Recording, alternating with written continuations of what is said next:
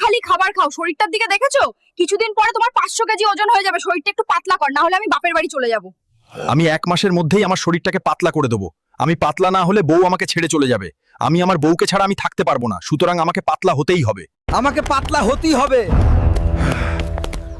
ও, আর একটু চিকেন দাও না, কাল থেকে ডায়েট করব। না, কোনো চিকেন হবে না। খেয়ে খেয়ে হাতির মতো হয়ে যাচ্ছে আরো। বউ তো খেতে দিল না, বাইরে থেকে লুকিয়ে খেয়ে আসবো। ভালো লাগছে না, খুব খিদা লাগছে। যাই বার্গার খেয়ে আসি। ওয়েটার, আমার জন্য বার্গার নিয়ে আসো। একটা বার্গার, আমার কিছুই হবে না।